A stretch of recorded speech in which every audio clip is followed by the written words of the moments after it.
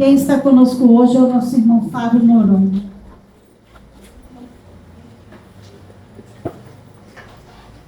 Gente, vocês ouviram a música de Laura? O livro, o esboço já está pronto, agora é só publicar. Aí contamos com a ajuda de vocês. A intenção da casa é ele ser lançado ainda este ano, antes do recesso. Então, colaborem conosco, porque estamos todos curiosos, querendo ler o livro dela. Obrigado, boa noite.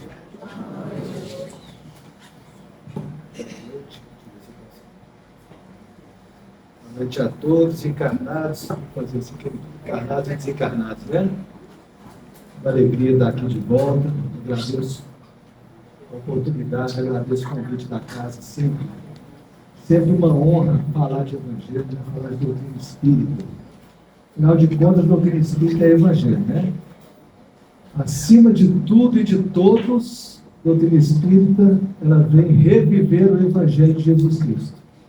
A gente tem que ter certeza disso.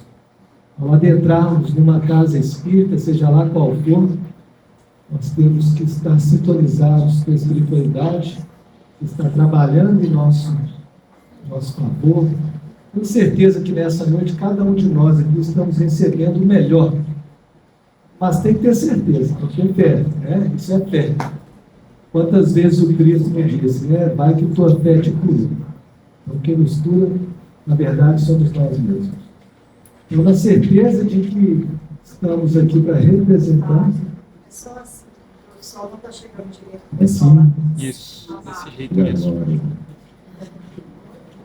Pode deixar que daqui a pouco eu empolgo e começo a falar aula. Bom, nós vamos falar hoje, eu, mais uma vez, sempre onde eu vou, peço ajuda, né? Quem quiser aí comentar, contribuir, me corrigir, fique à vontade. O doutrina espírita é aberto, né? Nós não temos ninguém melhor do que ninguém, são pontos de vista. O tema hoje é amigo a que viestes. Amigo a que viestes. Então a pergunta já fica individualizada para cada um aí. É o Cristo perguntando para você, amigo, amiga, a que vieste? O que você está fazendo aqui? Não hoje, à noite, mas a encarnação. O Cristo usou essa frase para quem? Quem sabe? Para quem que ele perguntou isso? Alguém sabe? Cristo perguntou isso para Judas. Nós vamos falar de Judas hoje, mas não somente para contar a história de Judas, para representar, né? Mas trazer para o dia a dia o que significa essa relação de Judas, né? Que a gente aponta tanto dedo, coitado. E a gente vai entender o que e por que ele fez, mas relacionando com a nossa vida. Porque essa frase foi dita a Judas quando Judas entrega o Cristo, né? Quando ele entrega com um beijo. Então ele pergunta, amigo, a que vieste? Quantas vezes nós não entregamos o Cristo com um beijo? Quantas vezes nós, e aí eu estou generalizando, me perdoem aqueles que se incomodarem, eu peço perdão, mas quantas vezes nós hipocritamente nos dizemos seguidores do Cristo, nos dizemos cristãos, e agimos hipocritamente ao contrário. Quantas vezes nós utilizamos o Evangelho para nos beneficiar? Quantas vezes? Quantas vezes nós não agimos como Judas, que na verdade ali ele estava bem intencionado, apesar de errado. A gente lembra aquela frase, assim, né, utilizando o perdão da expressão, né, de boas intenções, a gente fala umbral está cheio, então fala inferno. Mas é simbólico. Porque o que aconteceu com Judas? Né? A gente vai falar, eu vou trazer referências aqui, da história, da versão, a doutrina espírita, ela vem nos trazer isso, né? É muito bonito saber dos bastidores do Evangelho. Então, depois, quem quiser referência, eu já vou adiantar a referência. Tem 4 obras que falam da história de Judas. Uma delas é o Boa Nova, Boa Nova fala de vários personagens evangélicos, é muito bonito. Crônicas de Além-Túmulo. Depois eu vou citar mais dois, que é Lázaro Redivivo e Luz Acima. São quatro parágrafos, quatro capítulos que nos contam a história de Judas, além de outros 2 capítulos das obras de Maria Dolores. Maria Dolores, na verdade, nos contava, as obras dela são contadas em poesia, então é muito bonito. Tem que ter cuidado para não emocionar aqui. Mas deixa eu pegar o primeiro aqui, que é aqui na Crônicas de Além-Túmulo, o espírito é o Humberto de Campos. Então ele nos conta que certa feita, certo dia, ele estava lá em espírito, obviamente, passeando por Jerusalém, pela região lá. Então eu vou tentar resumir para a gente contextualizar. Ele fala assim: os espíritos podem vibrar em contato direto com a história, buscando uma relação íntima com a cidade dos profetas. Eu, Humberto de Campos, procurava observar o passado vivo dos lugares santos. A gente foi estudar como isso acontece, não é o tema de hoje, mas nós estamos imersos em um fluido cósmico universal, onde tudo é registrado.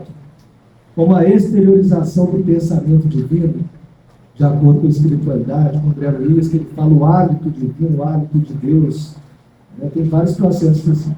E aí ele estava lá passeando por Jerusalém, eu pulando um pouquinho, alguém sussurra para ele, ele encontra, ele está de cara, quer ver como é que ele fala? Nas margens caladas do Cedron, não longe talvez do lugar sagrado onde o Salvador esteve com os discípulos, divisei um homem sentado sobre uma pedra. De sua expressão fisionômica irradiava-se cativante simpatia. Humberto de Campos contando. E aí, alguém murmurou no ouvido do Humberto de Campos: sabes quem é este? Este é Judas. E aí ele pergunta: Judas? Surpreendido. Sim. E explica, né? Os espíritos apreciam, às vezes, apesar do progresso que já alcançaram, volver atrás, visitando os sítios onde se engrandeceram ou prevaricaram, sentindo-se momentaneamente transportados aos tempos idos. Então, mergulham o pensamento no passado, regressando ao presente, dispostos ao heroísmo necessário do futuro.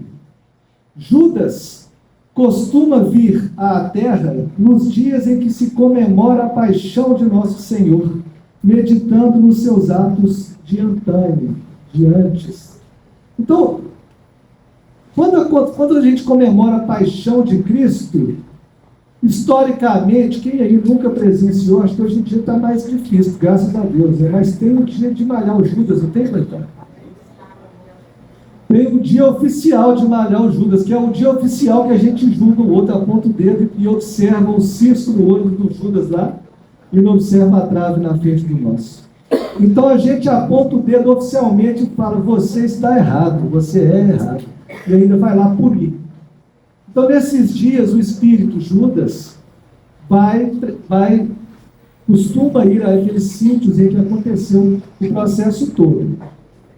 E aí, Humberto de Campos, que era escritor, quando estava encarnado, muito curioso, investigativo, começa a perguntar: o senhor é de fato o espírito de Iscariotes?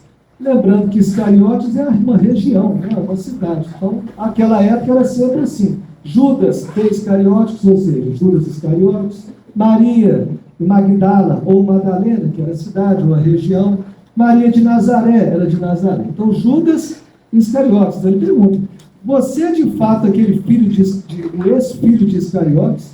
E ele responde: sim, sou Judas.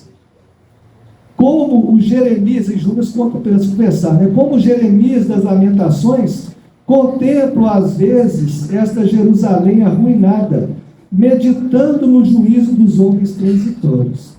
Aí, eu acho que o Humberto de Campos nos representa, pelo menos a mim representa, que ele vai, curioso, perguntar, né? É verdade tudo quanto reza no Novo Testamento a respeito de sua personalidade, na tragédia da condenação de Jesus? Então ele vai lá e pergunta: é verdade que você, ele não quis falar, mas é verdade que você traiu Jesus mesmo e fez aquele trem tudo, né? Aí Judas responde: em parte. Em parte. Os escribas que redigiram os evangelhos não atenderam às circunstâncias e às tricas políticas que, acima dos meus atos, predominaram a nefanda crucificação. Vou pular um pouquinho. O Sinédrio desejava o reino do céu, planejando por Jeová a ferro e fogo. Roma queria o reino da terra. Jesus estava entre essas forças antagônicas com a sua pureza imaculada. Ainda pulando um pouco. Acima dos corações, conta Judas. E aí eu já deixo a questão, né? Eu via a política, única arma com a qual poderia triunfar. E Jesus não obteria nenhuma vitória com o desprendimento das riquezas. Aí Judas começa a contar. Ele fala: olha, eu tentei ir pela política. Ele falou: acima dos corações, eu via a política, a única arma com a qual poderia triunfar. Então nós estamos aí no limiar de um ano novo. Eu já vou deixar um pouquinho para a gente não brigar, né? Não discutir. Aqueles que acham que discutir política resolve alguma coisa, que ir pela política, pelo poder, pela matéria resolve alguma coisa, aqueles que brigam com a família e discutem porque tomam partido, Judas também pensou. Deu certo? Acho que não. Nós vamos detalhar aqui. Com suas teorias, continua Judas, nunca poderia conquistar as rédeas do poder, ele falando do Cristo, já que, em seu manto de pobre, se sentia possuído de um santo horror à propriedade. Olha, ele contando que ele julgava o Cristo errado porque tinha horror à propriedade. Ele não procurava ir pela política, pelo poder, pela matéria, o dinheiro. Planejei, então, uma revolta surda, como se projeta hoje em dia na Terra a queda de um chefe de Estado. No pensamento de Judas, ele continua: o mestre passaria a um plano secundário, e eu arranjaria colaboradores para uma obra vasta e emergente. Então, ele estava na intenção ali de quê? De realmente ajudar o Cristo. Ele queria ajudar, mas ele erroneamente julgou que pelo poder da terra. Né? Aquela pergunta clássica do Cristo, né? Cai nessa hora perfeitamente, né? A quem tu serves? A Deus ou a Mamon? Mamon representando a matéria, o dinheiro, o físico, as sensações. E a questão, eu já perguntei, né? Em nome do Cristo, a que viestes? E agora volta outra pergunta do Cristo: a quem tu serves? A Deus ou a matéria? Porque, de acordo com Cristo, eu gostaria de deixar aqui, sempre questionando, sempre deixando para cada um de nós refletirmos, se realmente nós somos mesmos cristãos. Se nós realmente acreditamos que Jesus, o Cristo, lembrando que Cristo é um adjetivo, quer dizer o escolhido, do grego, né? Traduzindo o Messias do hebraico, aquele que era esperado. Então Cristo é o ungido. Então Jesus, o Cristo. Nós acreditamos, temos certeza de que Jesus é o nosso governador espiritual, é um espírito que já alcançou uma perfeição relativa. Se nós temos certeza que Cristo é esse espírito perfeito, a perfeição erra. Alguém que é perfeito erra. Tem certeza que Cristo não erra? Você tem certeza? Será que no dia a dia a gente não está desconfiando? Eu acho que Jesus está errado.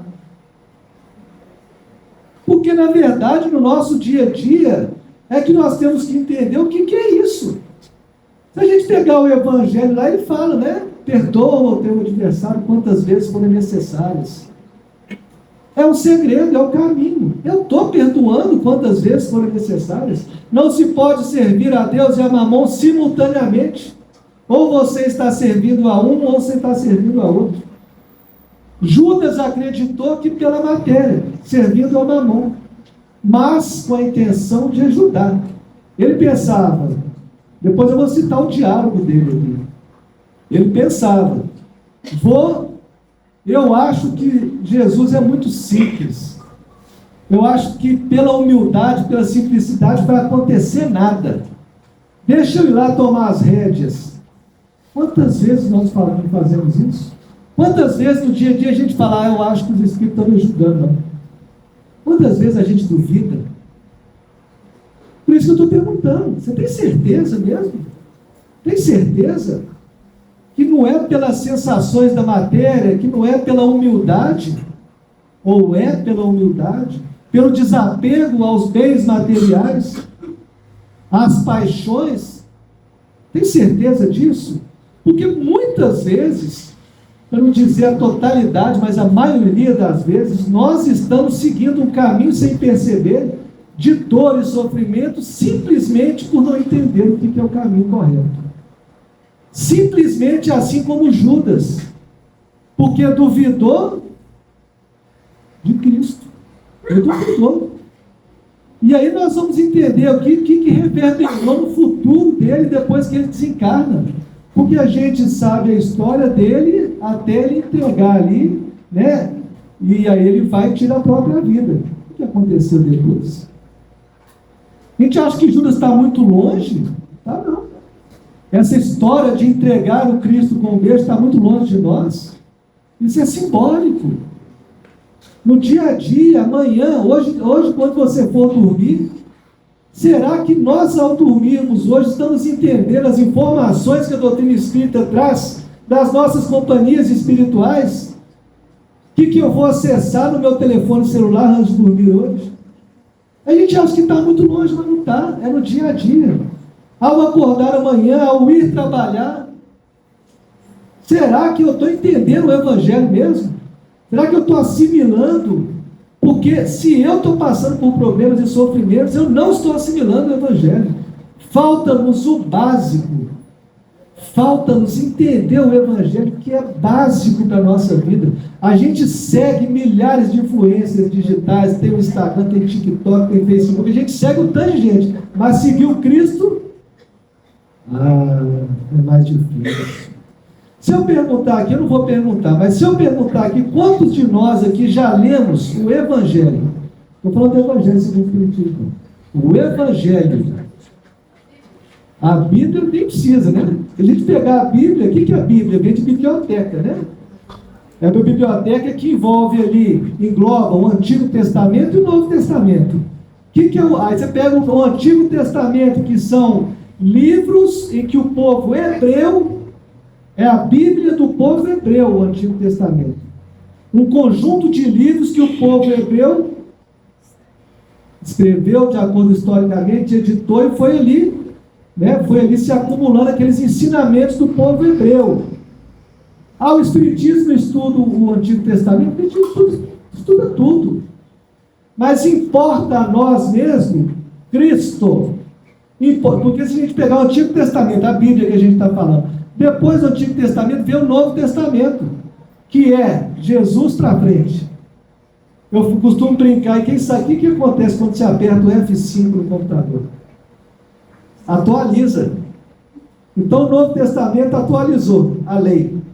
É o Cristo, é Jesus, diga. Mas todos esses livros que você trouxe para nós, não foi tirado de lá?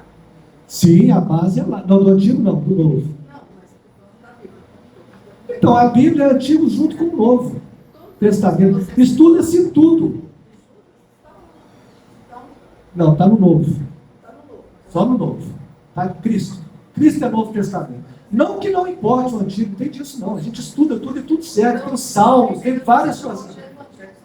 Hã? Então, vou citar lá, vou chegar. Aí tem o Novo Testamento. Dentro do Novo Testamento, de acordo com a Igreja Católica, são 27 livros.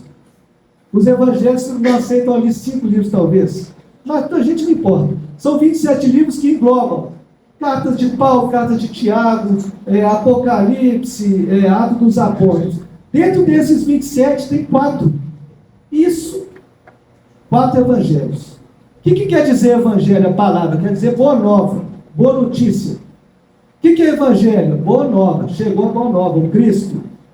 Os 4 evangelhos de João, Marcos, Mateus e Lucas são 4 histórias da passagem do Cristo aqui. A nós, lógico que importa tudo, mas o sumo, a lei, estão nesses 4 evangelhos. Está acima de tudo. Então, dentro de uma Bíblia gigantesca, se lê tudo maravilhoso. Dentro do Novo Testamento sobram 4 evangelhos. Isso é o manual de instruções da nossa vida. Quem já leu os 4? Não responde. Se responder, vai dar menos 10%, que eu faço isso direto. Eu não estou apontando dedo para ninguém, não tem certo e errado. Estou só mostrando o quanto que a gente deixa de observar a lei, que é a lei do amor. Aí dentro dos 4 evangelhos ali, o que é o mais importante dos ensinamentos do Cristo? Qual que é? Qual que é a lei maior?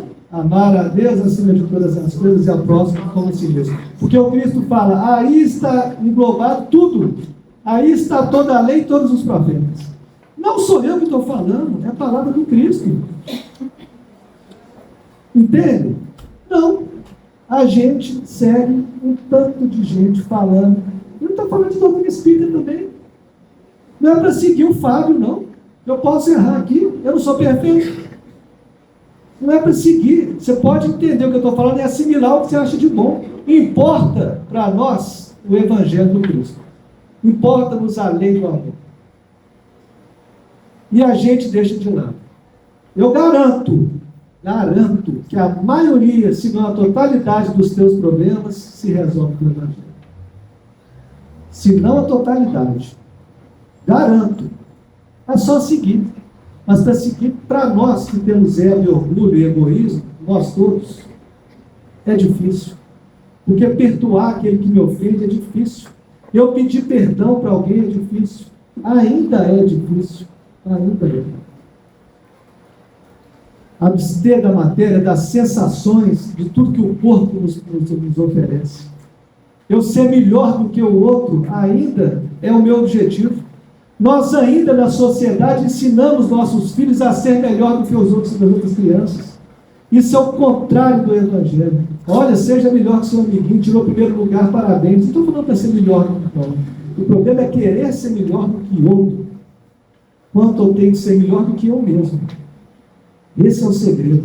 Então, eu não preciso ter um carro melhor do que o outro, eu não preciso ter uma casa maior do que o outro, eu não preciso ter uma esposa mais bonita ou um marido mais bonito do que o outro, eu não preciso ser nada de ninguém. A questão nossa é observar a vida do outro sem observar a nossa. Esse é o problema. E é grande demais esse problema. É grande demais. Eu garanto, se cura. Deixa eu seguir um pouquinho com Judas aqui. Ele contando ainda. Deixa eu pular aqui. Entregando, ele contando, né? Entregando, pois, o mestre a Caifás, que era o chefe do Sinédrio, não julguei que as coisas atingissem um fim tão lamentável. E ralado de remorsos, presumi que o suicídio era a única maneira de me redimir aos seus olhos. Olha que perigo. Está muito longe Judas? Não está. É o nosso dia a dia. Às vezes o desespero bate de tal forma que a gente pensa em abdicar da vida. Mas a vida não acaba. Essa é que é a questão. E aí o Humberto de Campos pergunta, e chegou a salvar-se pelo arrependimento? Não conseguiu. O remorso é uma força preliminar para os trabalhos reparadores. Olha que interessante que Judas fala. Isso é Judas falando para o Humberto de Campos. O remorso, até certo ponto, ele é benéfico. É uma força preliminar para os trabalhos reparadores. Então, se errou, o remorso faz parte, o arrependimento, é o começo, é o primeiro passo para melhorar. Só que Judas, e aí tem vários estudos falando desses arrependimentos, né? Porque há de compararmos a culpa, né? A culpa de Judas e a culpa de Pedro. Os dois erraram. Só que Judas, nós vamos entender quando que ele se redimiu aqui. Séculos e séculos depois que ele conseguiu se redimir perante si mesmo. Pedro não. Pedro negou o Cristo 3 vezes sentiu arrependimento, remorso, mas quase que de imediato foi trabalhar. E olha a importância de Pedro como a base do cristianismo, da divulgação dos ensinamentos de Cristo. Então, o ensinamento fica mais um. Será que quando eu erro, eu vou agir como Judas, fugindo, ou eu vou enfrentar para talvez estar melhor? Talvez não, com certeza. Deixa eu pular aqui, porque depois eu vou voltar nessa obra. Depois eu vou voltar aqui, porque quero finalizar com isso. E aí, eu quero citar aqui o diálogo de Judas com os servos do Sinédrio. Está aqui no Lázaro Redivivo, capítulo 48.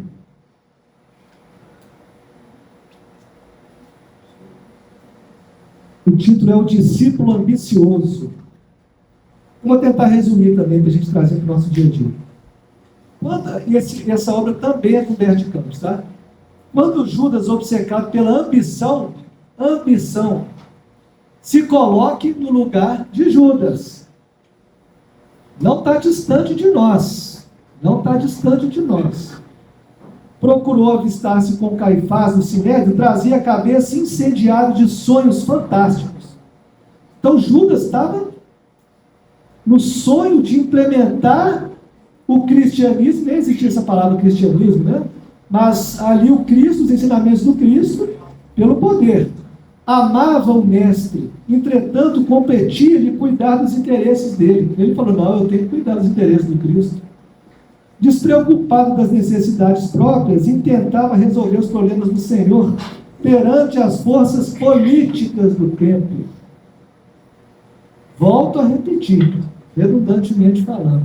Acha que pelo dinheiro, pela política, vai vencer algo? Vai melhorar? Vai se curar? Judas também achou. Vai ser Judas. Diga. Diga.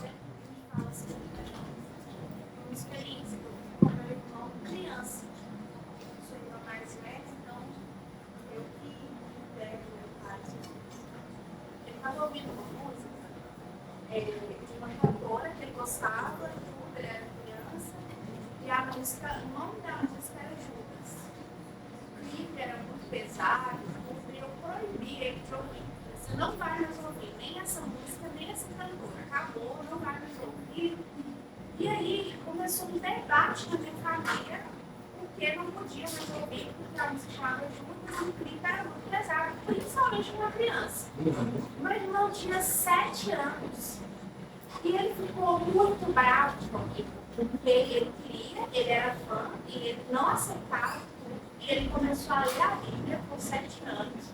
No café da manhã, todo mundo lá, ele falou para mim e falou assim, eu posso ouvir a música assim? Aí eu, por quê? Aí ele, porque eu entendi que Judas, na hora que ele foi entregar Jesus, ele tinha 7 anos. Ele achou que eles estavam indo ajudar Jesus. Ele não achou que estavam indo matar.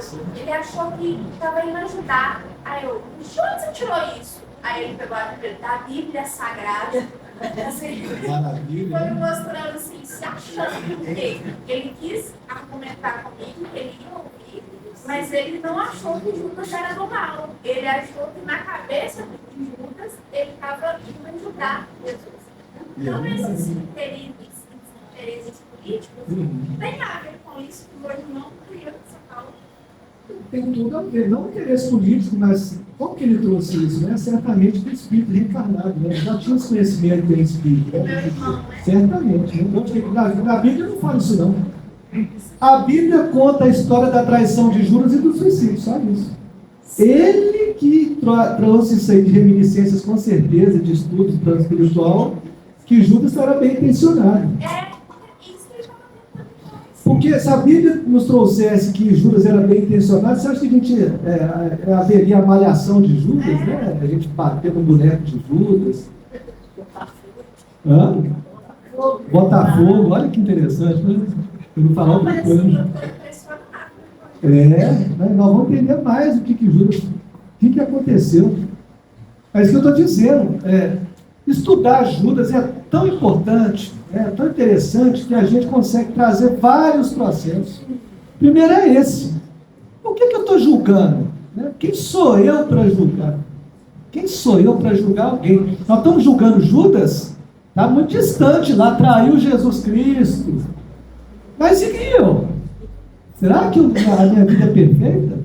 Eu fico falando de política, né? Quando chega no ano de política, o pessoal começa a falar muito, né? Você tem que assumir posição política, porque a minha posição política é o Cristo. Não mexe com política, não, a não ser que você tenha essa missão, né? Política dentro da doutrina espírita não existe. Não existe tomar partido, não existe. Você pode ser o que for, mas não envolva o partido que você quiser. Esquerda, direita, seja lá o que for, mas não envolva, porque isso é Cristo, a doutrina espírita é Cristo. Cristo tomou partido de quê? De quê? Judas tentou levar para a política, deu no que deu. Aí outro dia a pessoa falou comigo, falando sobre isso, né, sobre política, um desses anos aí. Mas você tem que ter partido. Eu falei, não, tem esquerda, direita e centro, né? Eu falei, eu sou de centro espírita. Essa piada é velha, né? Mas aí ele me encheu tanto o saco, com perdão da expressão, é um amigo. Eu falei, então tá, vamos falar de política. Né? Vem cá, o que você pede dos políticos? Não, o político, nas palavras deles, eles roubam, eles pegam o dinheiro do povo e gastam com eles mesmos, não utilizam bem, não sei o que mais. Eu falei, já que nós estamos falando, então, nós aqui, quanto você ganha por mês? Ganho tanto. Relata para a gente aqui o que você gasta. Com o que você gasta. Relutante, ele falou, a metade aqui é com besteira, com inutilidades. Então, se você está pedindo de um político a boa utilização do recurso financeiro que é disponível para ele, por que você não faz na sua vida isso? Aí eu pergunto para todos nós, para a gente, para mim mesmo e para vocês. Aquilo que a gente cobra de outra pessoa, será que eu faço? Será que todo recurso que eu cobro, que eu recebo, eu dou utilização correta no meu dia a dia? Porque senão, primeiro, você vai cuidar do seu para depois cobrar. Porque Jesus falava isso na época dele, os fariseus, né? Que é o fermento dos fariseus, previna-se do fermento dos fariseus. Ele falava, raça de víboras, eu acho graça quando o Cristo brigava, né? Imagina o Cristo falando, raça de víboras, sepulcros caiados. O que é isso? Hipócrita. É falar e não fazer. Então, nós temos que ter cuidado para não nos igualarmos, com perdão da palavra. Um dia eu estava até em reunião mediúnica com o espírito de fariseus que manifestou. Vocês respeitam demais a gente. Perdão, a gente fala muito de fariseu. Mas é símbolo, simbolizando. Né? Então, muito cuidado. Esse da gente julgar. Para eu julgar alguém, eu tenho que ter passado exatamente pelo que a pessoa passou. Eu tenho que ter nascido na mesma família, ter tido o mesmo tipo de educação. Tudo que a pessoa teve, eu tenho que ter tido para julgar se eu faria diferente. Porque muitas pessoas são educadas a agir de forma errada. Elas aprenderam a ser assim. Quem sou eu para falar de alguém? Seja lá quem for. Mas a pessoa está errada, então deixa quem tem que julgar. Vai cuidar da sua vida. Isso é uma coisa interessante, cuidar da própria vida. Não sei se eu tive aqui, foi no sábado, acho que foi no sábado, não sei se a turma também, mas eu fiz uma revelação que eu vou fazer para vocês aqui agora. Assim, né? Muito tempo de estudo de doutrina espírita, de teologia, de psicologia, de tudo que vocês imaginaram. Estou falando para me gabar não, tá? Eu preciso de estudar para ser mais ou menos. Então, depois de muito tempo, eu descobri, tipo assim, uma epifania e eu vou contar para vocês, assim, né? 90% de nós, ou 95% de nós, o que nós temos de planejamento reencarnatório? E isso vai salvar seu dia a dia, né? Junto ao Evangelho. É uma coisa que, se você entender isso agora, sua vida vai endireitar. Se é que não isso sabe. Isso estava no planejamento, então, de todos nós. Não, vamos falar disso. Não, isso não está. Ninguém está planejado para fazer o mal. Livre-arbítrio. Estou falando de nós. Eu, você, tu, ele, nós, eles. Eu já questionei isso muito. Ela perguntou se estava no planejamento reencarnatório de Judas para ele mesmo. Tá. Ninguém traz o planejamento de fazer o mal, né? Claro que o Cristo já observava as tendências dele ali. Mas o Cristo tinha que passar por essas coisas que ele passou. Não necessariamente. Não necessariamente. Então foi lá. Né? Tudo tem ensinamento, né? Não precisava, né? Mas, olha, o que vai melhorar a sua vida? Eu vou revelar agora, anota aí. Cuidar da própria vida. Isso tá assim, resolve o problema de todo mundo. Porque se eu cuidar daquilo que está para mim, para eu resolver, a vida está encaminhada. Cuida da sua família. Se você não é político, estou falando de política hoje, mas não é só disso, não. O político tem que ser político, é cuidar da própria vida dele. Se você não é presidente do Brasil, então você não tem que cuidar da vida. Tem que fazer o seu melhor. Cuida da sua, daquilo que te circunda, da sua casa, da sua vida, daquilo que vem até você. Porque no seu planejamento reencarnatório está isso aí. Eu estou cuidando do planejamento do companheiro, da companheira. Você viu a fulana separou do marido? Que absurdo. Você viu fulano, você viu? A gente fica o dia inteiro assim, ainda mais em rede social. É triste. De verdade, brincando, mas é sério. Cuidar da própria vida é o que nos falta muito, muito. Tá? Quem falou isso? O Cristo. A gente enxergar o cisco no olho da pessoa e não enxerga a trave na frente do nosso. Resolve muito problema. Vamos voltar a Judas aqui. A paixão pelas riquezas transitórias empolgava-lhe o espírito. Despreocupado das necessidades próprias, tentava resolver os problemas do Senhor. Aí, não está cuidando da própria vida. Está resolvendo os problemas, ainda mais do Cristo. Nem problema ele tem, está tentando resolver. Perante as forças políticas do tempo. Valer-se-ia da influência prestigiosa dos sacerdotes. Movimentaria Jerusalém. Tomaria o cetro do povo israelita, em obediência às tradições dos reis e juízes do passado. E logo que fosse, olha o plano dele, logo que fosse consolidado o poder, restituiria a Jesus a direção, a honra e a chefia. Olha a ousadia, eu vou tomar e depois eu entrego para Jesus. Tá. O mestre ensinava a concórdia, a tolerância, a paciência e a esperança. Mas como efetuar as reformas necessárias através de simples atitudes idealistas? Será que no meu dia a dia eu estou achando isso também não? Será que basta eu ser, olha o que o mestre ensinava, será que basta eu ser tolerante, paciente e ter esperança? E a concórdia? Esses 4 aqui é o que resolve, mas o Judas achou o contrário. Será que nós não estamos achando o contrário também? Que eu ser paciente não resolve? Que eu procurar a concórdia não resolve? A tolerância? Pensa. E o discípulo, em atitude de homem escravizado à ilusão, aguardava Caifás. E aí, isso ele aguardou para conversar, né? E aí Caifás, né, foi lá conversar com Judas e começou. Com que então o tempo tem a felicidade de contar com sua valiosa colaboração? Olha que fingido. Ah, sim, é verdade, Judas. Eu vou pular o diálogo, tá? Para a gente ter tempo de chegar mais ao fim da história. Isso está no Lázaro Redivivo, se vocês quiserem ler. Judas não cabia em si mesmo, ficou muito feliz, né? Nossa, vai dar certo. Tal o contentamento que lhe tomava o coração. E aí eu vou pular um pouco o diálogo. O meu prestimoso amigo, até que se resolva a situação em definitivo, Caifás falando para Judas, né? Chefiará os companheiros e receberá as homenagens que lhes são devidas.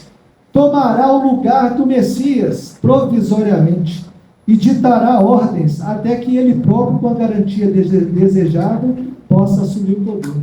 Então foi lá, né? O canto da sereia. A gente cai demais nessa, né? E aí o Judas falou, o que eu tenho que fazer? Encantou, né? Beleza, resolveu. Eu vou chefiar lá. O que eu preciso fazer? Caifás começou. Chamarei as testemunhas e perante nós responderá afirmativamente a todas as interrogações que lhe forem dirigidas.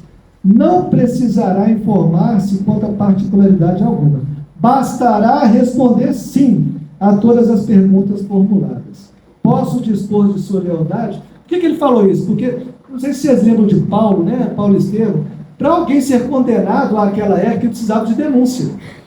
Alguém denunciasse, alguém que conhecesse e afirmasse, testemunhasse diante do sinédrio, do tribunal, aquilo que ele estava denunciando. Então Caifás organizou ali para Judas responder sim a todas as perguntas, para ele poder ter. Aí eles começaram, né? Foram lá na hora de testemunhar, começaram as perguntas. É discípulo de Jesus o Nazareno? Eu pergunto a vocês, vocês são discípulos de Jesus o Nazareno? E ele respondeu sim. Quando ele foi respondendo sim, vem fazer declarações ao sinédrio como judeu convicto da santidade da lei? Sim. Lembra aquele programa do Silvio Santos que ele perguntava, você quer uma geladeira ou um chinelo? É sim ou não? Sim. É o Judas falando sim. Assegura que ele promete a revolução. Eles começaram a manipular. Você assegura que ele promete a revolução contra o poder de César e a autoridade de Antipas? Ele foi respondendo sim. Sim. É verdade que ele odeia os romanos? Sim. Deseja de fato aproveitar a Páscoa para começar a rebelião? Sim. Declarará a emancipação política de Israel imediatamente? Sim. Ele foi denunciando Cristo, né? Promete lutar contra quaisquer obstáculos para derrubar as combinações políticas existentes em Roma, no sentido de coroar-se rei. Então, você está afirmando que ele quer enfrentar todo o poder para se coroar rei? Sim. E aí, pulando aqui, Humberto de Campos fala, o discípulo invigilante. A questão fica, a gente está apontando o dedo para o discípulo invigilante. E nós? Nós somos vigilantes? Vigiai e orai. Vigiai e orai. A ordem é essa, nesse caso altera-se o resultado. Se eu vigiar e não orar, a própria vigilância é uma oração. Mas adianta eu orar e não vigiar? Adianta eu sair daqui, receber tudo que a espiritualidade pode nos dar? Você, eu, todos nós fomos cuidados, estamos recebendo frutos, tudo está acontecendo, vai ter o passo, tem água purificada. Estou orando. Eu saio daqui e vou para o boteco para a esquerda? Não adianta. Nada. Nada, zero. É jogar tudo no lixo. Então é vigiar e orar. Vigiar e orar. Tem dia que eu faço estudo em fraternidade, sexta-feira, o pessoal assiste a reunião até salivando já. Não vai não. Segura. Então é vigiar. Discípulo invigilante. E aí pulando, né, já depois que tinha acontecido, o Humberto de Campos fala, em lágrimas, depois que ele tinha entregado Cristo com um beijo, depois que o Cristo falou, amigo, aqui vieste.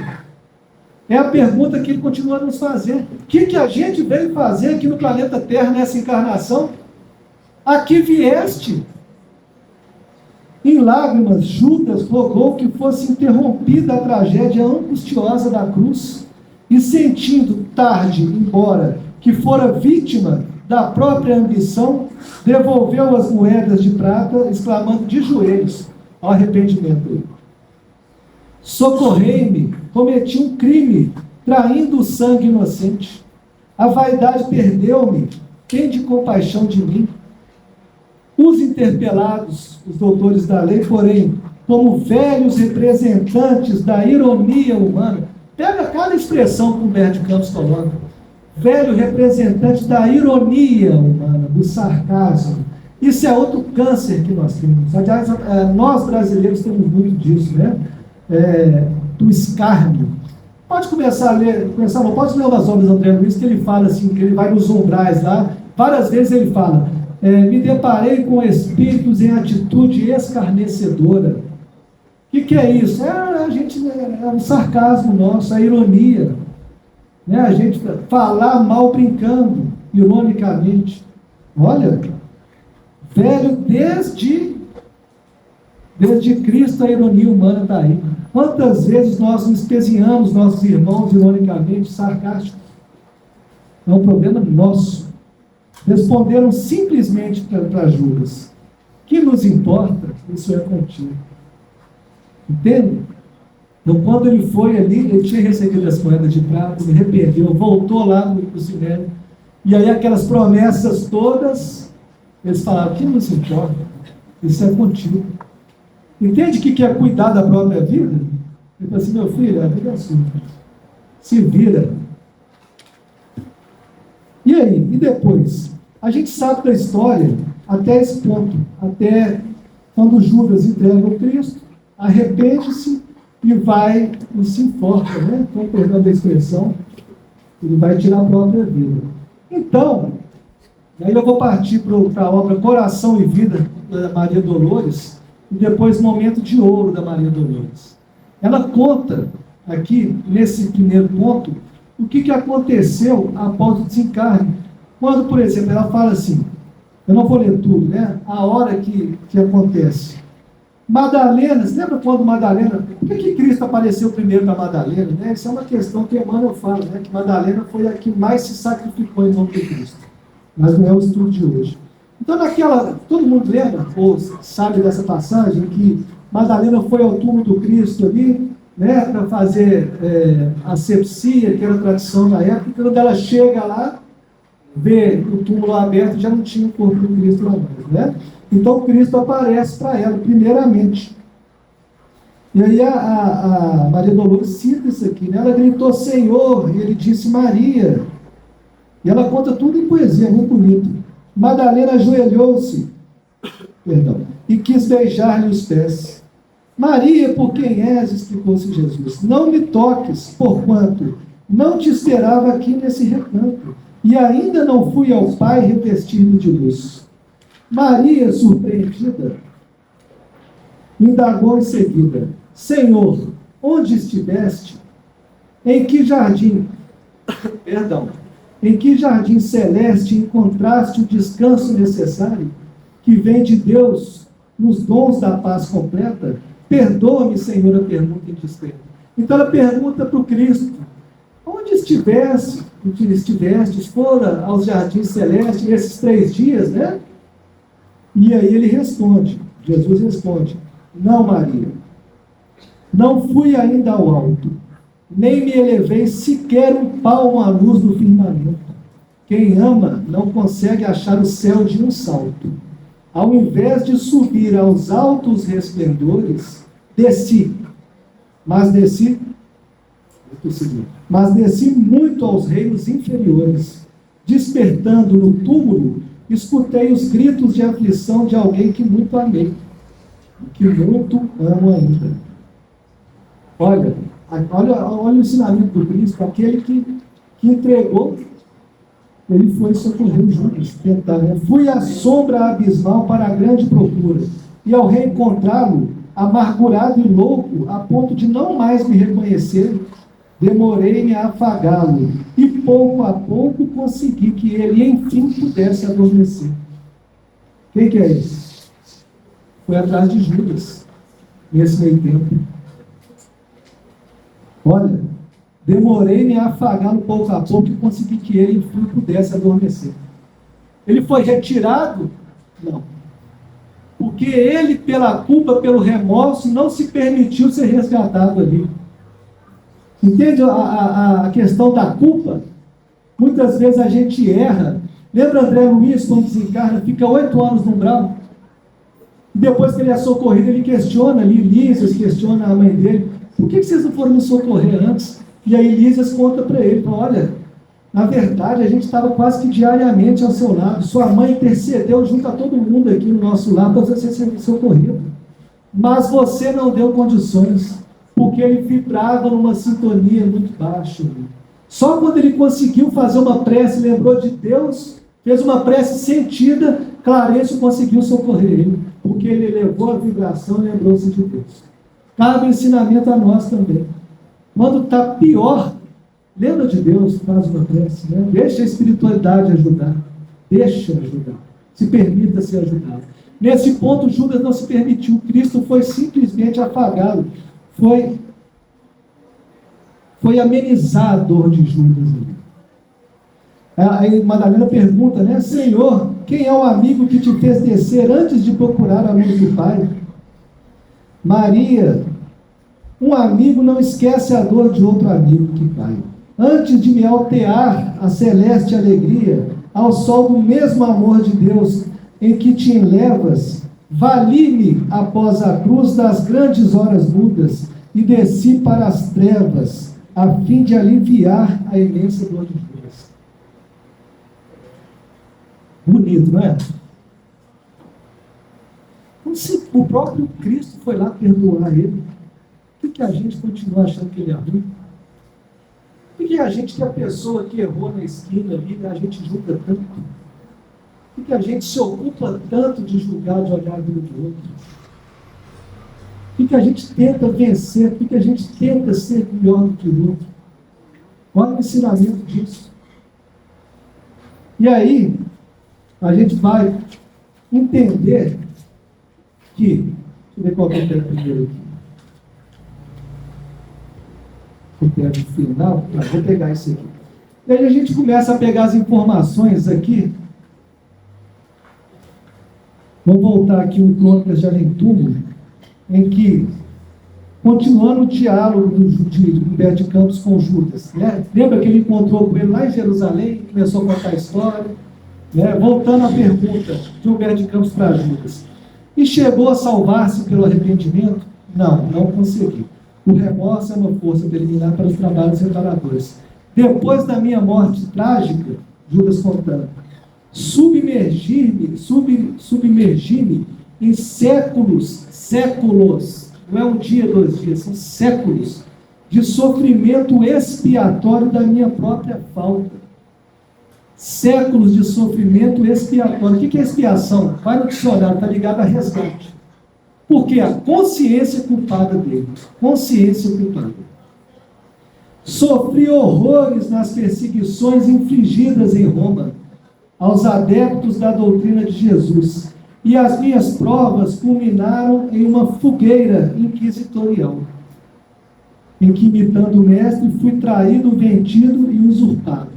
Ele está falando aqui da encarnação dele, depois de Judas. Nós vamos falar quem foi. Deixa eu voltar lá agora, eu vou voltar nesse vídeo encerrado daqui a pouco. Lá no Momentos de Ouro, uma obra Momentos de Ouro, ainda de Maria Dolores, ela conta sobre o momento em que Judas foi resgatado dos umbrais mais profundos, né? Vou tentar ser breve. Começa o capítulo assim: depois de muito tempo sob os quadros sombrios do Calvário, Judas, cego no além, errava solitário. Muitos séculos. Lembra os séculos que ele falou aqui? Muitos séculos. Cansado de remorso e sofrimento, sentara-se a chorar. Nisso, nobre mulher dos planos superiores, nimbada de celestes esplendores, que ele não conseguia divisar, chega e afaga a cabeça do infeliz. Em seguida, num tom de carinho profundo, quase que em oração, ela lhe diz: meu filho, por que choras? Pergunta ele. E ele começa a falar: acaso não sabeis?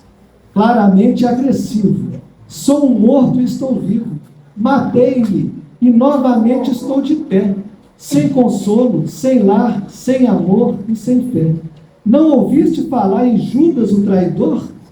Sou eu que aniquilei a vida do Senhor. Pulando um pouquinho aqui. Afastai-vos de mim, deixai-me padecer nesse inferno sem fim. Quantas vezes nós fazemos isso? A gente se vitima e fala: sai de perto de mim, deixa eu com minha dor aqui. É Judas. Nada me pergunteis, retirai-vos, Senhora. Nada sabeis da mágoa que me agita. Nunca penetrareis minha dor infinita. O assunto que lastimo é unicamente meu. Séculos e séculos remoendo essa dor. Séculos e séculos. No entanto, a dama, calma, respondeu: meu filho, sei que sofres, sei que lutas, sei a dor que te causa o remorso que escutas. Venho apenas falar-te que Deus É somente amor em toda parte. E acrescentou sereno. Acrescentou sereno. A bondade do céu jamais condena. Venho por mãe a ti, buscando um filho amado. Sofre com paciência a dor e a prova, terás em breve uma existência nova. Não te sintas sozinho ou desprezado. E aí ele interrompeu, rude e pasmo. Mãe, não me venhas aqui com mentira e sarcasmo. Depois de me enforcar num galho de figueira para acordar na dor, sem mais poder fugir à vida verdadeira, fui procurar consolo e força de viver ao pé da pobre mãe que me forjara o ser. Ou seja, ele conta que foi procurar a mãe dele. Expulsou-me a conjuros, chamou-me de monstro por sinal. Disse que eu era unicamente o espírito do mal. Pulando aqui ainda o diálogo, depois vocês procurem lá. Procurem no final que eu dou referência da outra.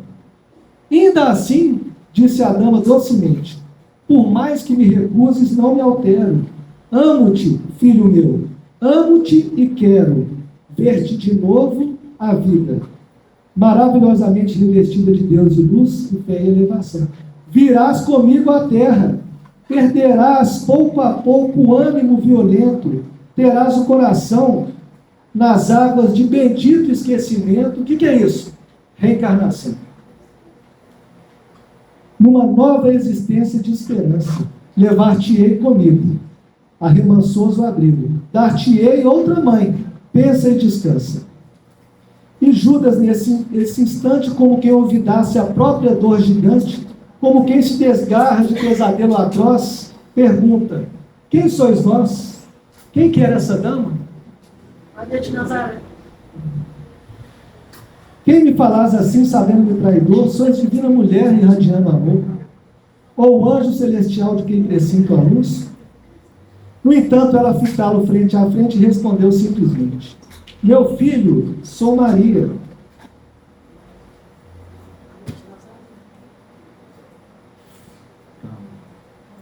Sou Maria, mãe de Jesus. Que emoção.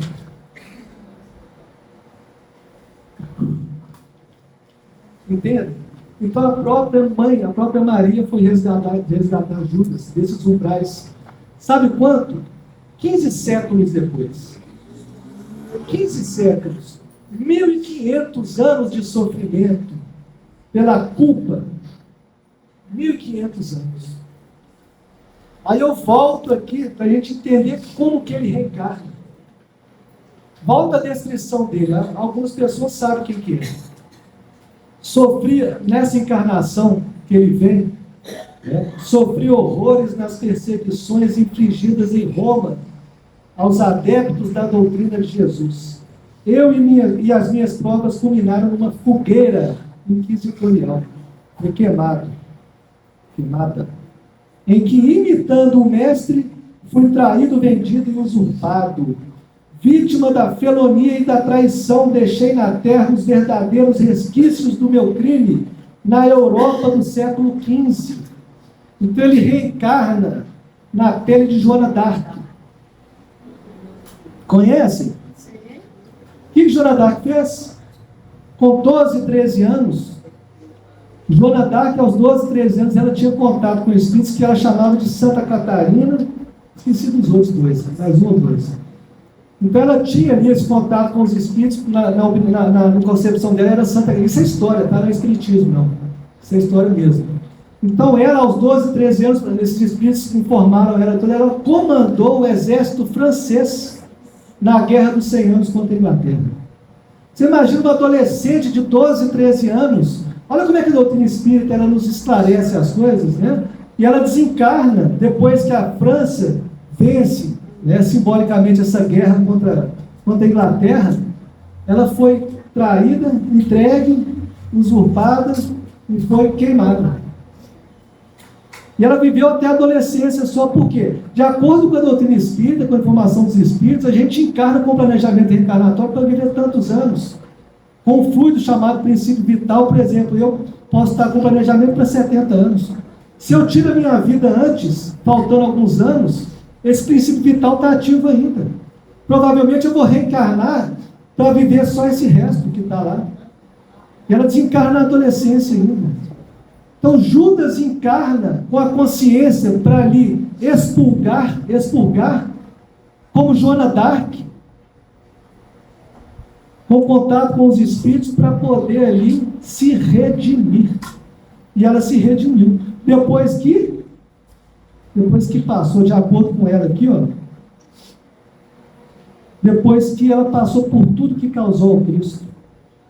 E aí ele conta, né? Em todas as homenagens a ele prestadas, eu sou sempre a figura repugnante do traidor. Olho complacentemente os que me acusam sem refletir, sem poder atirar a primeira pedra. Pessoalmente, porém, sou saciado de justiça, porque já fui absolvido pela minha consciência no tribunal dos suplícios redentores. Então ele só conseguiu vencer a própria culpa, se redimir perante si mesmo, depois que ele reencarna e passa por tudo aquilo que o Cristo passou. Aí ele se perdoa. Não é ninguém perdoar, porque o Cristo não precisava nem perdoar ele. Aquele que ele tinha feito mal, não precisava perdoar. Era o perdão da própria consciência. A consciência doeu por tanto tempo, por 15 séculos. Só aí ele consegue se perdoar e se redimir. E aí tem na obra Diretrizes Apostólicas, e cada capítulo fala sobre um discípulo, apóstolo, que após o desencarne de Joana d'Arc, ela se vê no plano espiritual, depois da fogueira inquisitorial, ela se vê no plano espiritual recebida pelos espíritos superiores de luz, né? O relato é muito bonito. E ela é recebida, né, pelos espíritos, e ali num campo florido, um campo aberto, ela começa a caminhar e se depara com um lago límpido. E ela se olha ali no reflexo do lago, na hora que ela se identifica ali com Joana d'Arc, ela se percebe ali como perispírito, a sua forma se transmutando novamente em Judas. Só aí ela se perdoou e voltou à forma de Judas ali. E aí o próprio Cristo vem recebendo como Judas novamente, perdoando oficialmente. Mas cabe um ensinamento para nós, né? Será que a gente está se culpando muito? A gente está agindo como Judas? Ou vamos agir como Pedro? Então, quando a gente for apontar o dedo, né, quando chegar ali, daqui a pouco está chegando a Semana Santa, né, a Paixão de Cristo, quando alguém for falar mal de Judas, né, defende ele. Porque ele já é um espírito evoluidíssimo, um espírito já de luz superior, né? Se redimiu perante a própria consciência quando se perdoou. Que fique para nós o ensinamento da história de Judas no nosso dia a dia. Eu agradeço as duas vibrações e a oportunidade. Boa noite a todos. Obrigada. Encerra com a prece, por gentileza. Pode fazer a prece.